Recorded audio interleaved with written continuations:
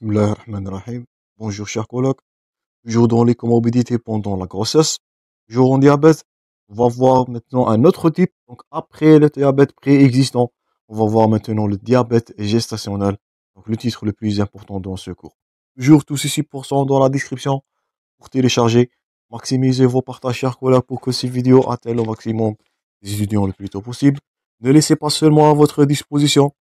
Contactez-moi à tout moment pour vos questions et pour vos propositions. Tous les liens sont toujours dans la description.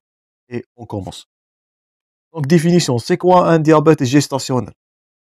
Donc, c'est un trouble de la tolérance. Définition toujours. J'insiste sur les notions de base toujours. C'est ma méthode de travail. Donc, c'est un trouble de tolérance glucidique qui conduit à une hyperglycémie de sévérité variable. Donc, c'est un trouble qui va survenir au cours de la grossesse. Il est débutant ou diagnostiqué pour, ça c'est à retenir, ce qui est en rouge pour la première fois au cours de la grossesse. Donc, soit diagnostiqué, soit il va débuter au niveau, bien première, dans la première grossesse.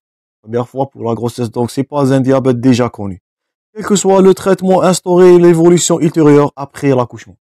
Quelle que soit la guérison ou bien la persistance de ce dernier, on lui appelle le diabète gestationnel. Je répète, parmi les complications de ce diabète gestationnel, c'est que ce dernier peut évoluer vers une diabète maladie. On avait parlé de ça dans la première partie. Quelle que soit l'évolution de ce dernier, il est considéré comme diabète gestationnel si ce dernier il est découvert ou bien il est diagnostiqué pour la première fois, je répète, pendant la grossesse. Deux entités distinctes et sont à différencier. Un diabète préexistant toujours. Le plus souvent, ce dernier, il est de type 2. On avait vu ça dans la partie précédente. Toujours, vous pouvez la consulter. Ou bien les anomalies de la tolérance glucidique qui sont apparues au cours de la grossesse et ils vont disparaître le plus souvent en postpartum. Donc, si on vous pose la question, quelle est l'évolution généralement du diabète gestationnel?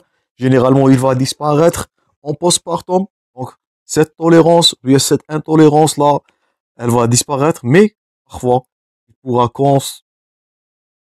pourra persister dans sa forme, donc il va donner le diabète, maladie post-gestationnelle.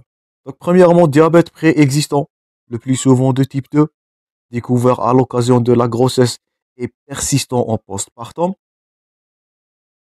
Donc, c'est une femme qui a été déjà diabétique. Elle est en train de découvrir qu'elle est diabétique pour la première fois. Donc, il s'agit aussi du diabète gestationnel.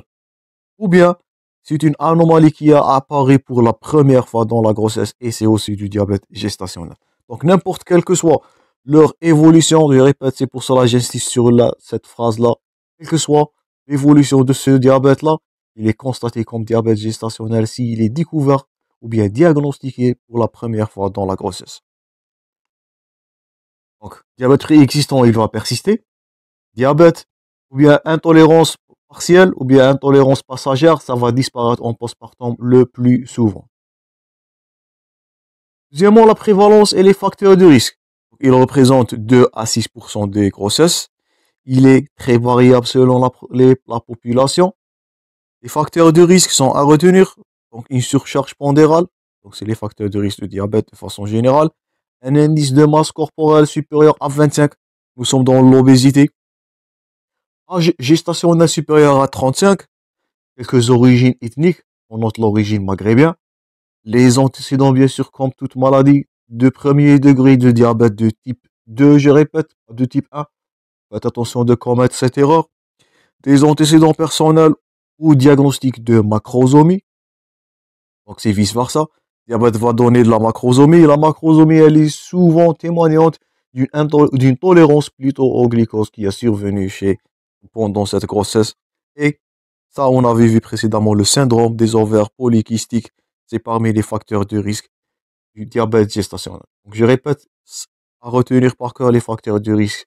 Donc, surcharge pondérale, l'âge avancé, quelques ethnies maghrébins et surtout, les antécédents familiaux de premier degré, donc père et mère du diabète de type 2.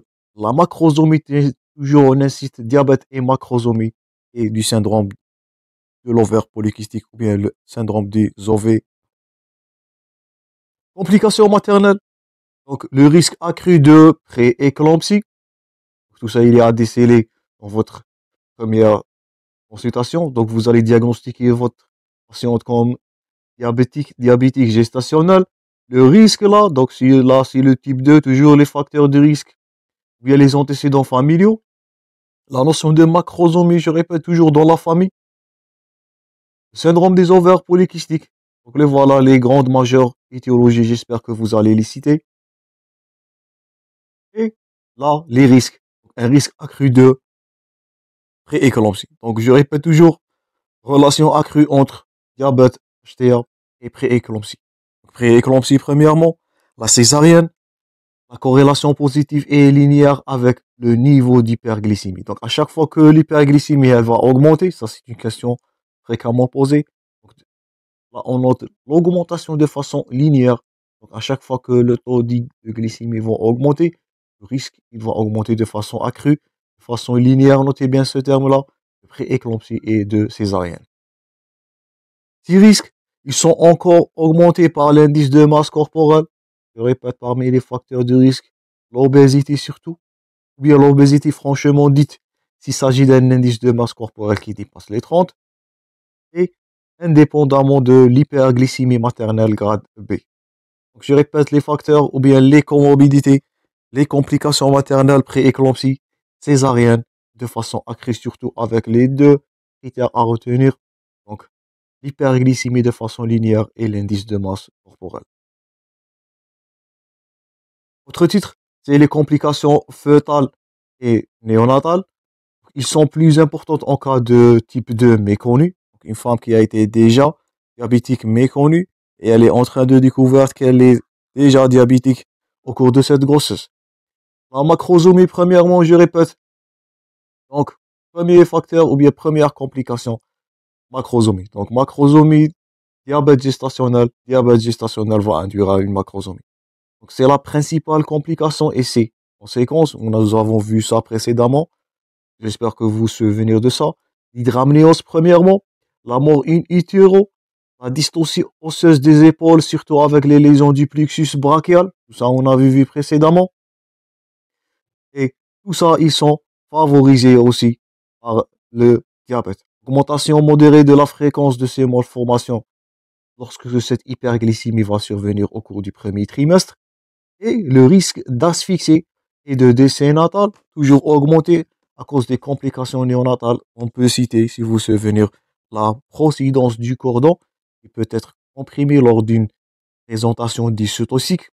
On va voir ça dans les présentations. Parmi les facteurs de risque des présentations dystotoxiques, on peut noter la procidence du cordon et l'hydramnios. Tout ça, il est en relation. On va le voir dans la pathologie obstétricale.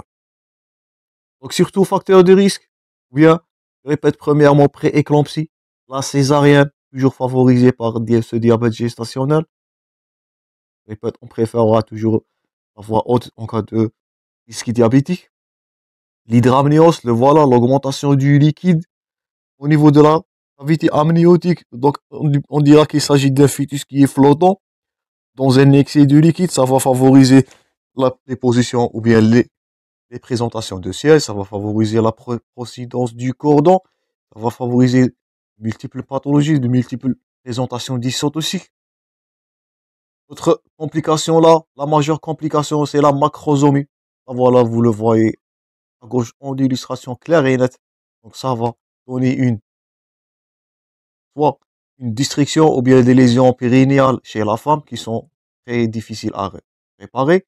Ça va donner la lésion, ce que vous voyez là, distension ou bien dislocation de l'épaule qui va comprimer, je répète, le plexus brachial et ça va donner des paralysies et des lésions neuronales malheureusement qui sont irréversibles. Ça va donner la procidence du cordon. Bien, le cordon, il va être dans une position qui est maligne, qui est méchante. Donc, et ça va favoriser la compression des veines et des artères ombilicales et ça va donner la nécrose ou bien la souffrance, la suffocation du patient et voire la mort in utero. Donc, je répète toujours, faites attention.